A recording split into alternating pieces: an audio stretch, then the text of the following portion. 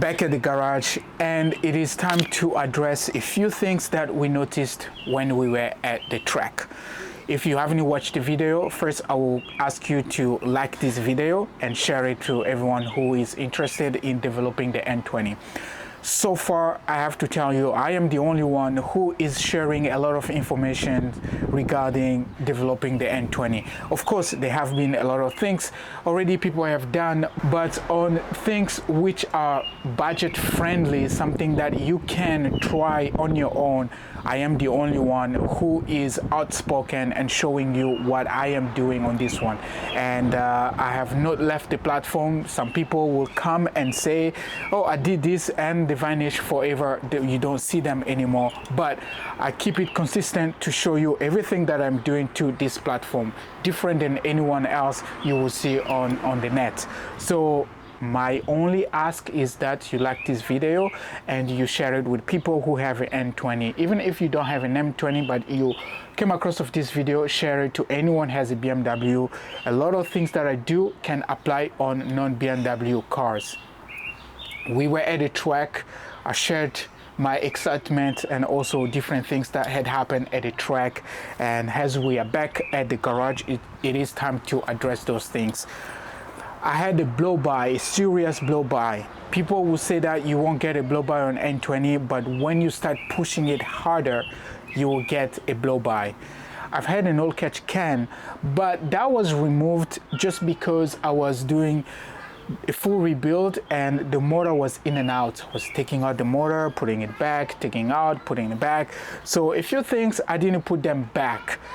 As I went to the track, I was like, oh, this will just be okay. And yeah, as I reverse everything, I would like to try something different. So I got this one. This one has a baffle and I am going to try it. Originally, where I placed my oil catch can, it's okay. I have seen it did trap some oil, but I don't think that's where I would like to place the next one. So this one is going to be strategically placed. It is not going to be on an open air, and I will show you later. As I looked at, I noticed a better place where I have to place this one. I am going to show you later when this one is placed. We are going to place this one, and I do have a few AN lines and adapters that I am going to hook up with this one. So let's install this one, and later on, as this one is installed, I'm going to show you the plumbing, how I did this. All right, as I work on placing this oil catch can, one thing that I do want to mention, and this is in addition to the N20 tools that I sell, tools or parts that I sell. This one is the adapter. With this adapter, you have the flexibility to add a AN line or even just a rubber hose line. This is a good solution for people who have modified the car or people who don't have the OEM turbo. This is the best solution because I don't have an ON. I don't have a OEM turbo. Even if you have an OEM turbo but you just want to be fancy, you can use this one as well. So if you want this, you can reach out to me on Instagram and DM me. I will give you the link where you can order this one. Previously, when I did an oil catch can installation, I placed it here. It worked for the most part. It was right over here, which I could also do it here, but there is a big problem with this one, is because you can see that it's almost on the same level as the motor, and this one has its pushes down. You know, it's hard to get the oil and trap it into the can. So this position is not a good position, unfortunately.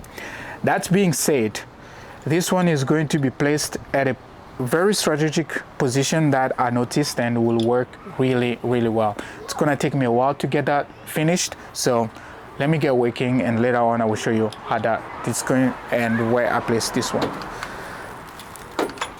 This is exactly the way I wanted this to be, and this is exactly the way I would want it to be.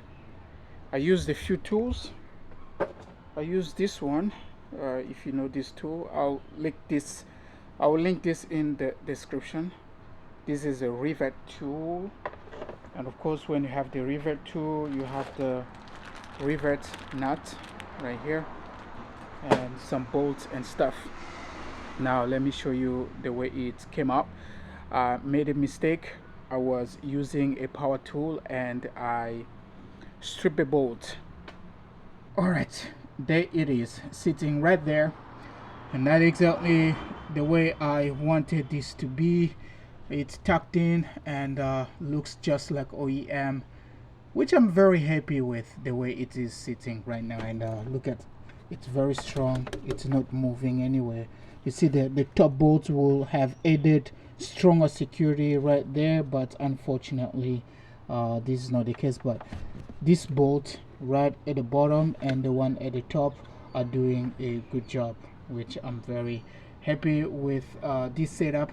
Now it's just time to plumb. I will do the AN line and we should be good. I already tested the cover, this cover over here. There are no issues with that, so I'm very happy with this setup.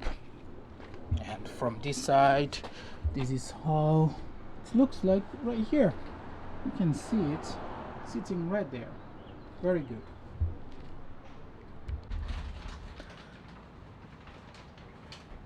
This is the line I am going to use. I'm not a fan of this one. The last time I did it, it failed, but I think I've learned some lessons, and probably the way I did it right now will be really good and secure. So basically what you do, when you press, you turn, you press, you turn, you press. It's more like multi-turn section you have to do for this one to stick and to also seal properly. I think that's the mistake I made previously, but this one should be good, and that's the one I am going to hook up to connect to the catch can. Alright, and here is the final result, looking really good. You can see the AN line that goes all the way at the top. The reason I didn't use AN fitting at the bottom over here is because this old catch can didn't come with the AN10 adapter, and the AN10 adapter that I have is not compatible with this old catch can, but this one will do. I'm happy with this one. There will be no leak, but I will be inspecting if there is any leak and stuff like that. And let me show you at the top. Alright, from here, I don't know if you can see the line. This line right here, yeah, exactly that one. You can see that the AN, that is the AN line that we compressed and connected it to the adapter right there. Now you may be wondering, how does it seal? It's sealed with the O-ring, and of course there is a little bit of a movement, and I'm okay with this movement because we want it to be a little bit flexible for now. It is a tight area to work on when you have this airbox on. I didn't want to remove this airbox, and also you may notice that I'm using an OEM airbox is because the plumbing I had for the intake was not good, and the tuner recommended me to go with this style, and we are working on the tune again. That's why I haven't done the dyno. It's because we are still working with the tuner. The tuner and I are still working to dial this in properly, but otherwise this is where we at, and I am preparing to go on the next track day, so stay tuned. If you have any questions, leave in the comments.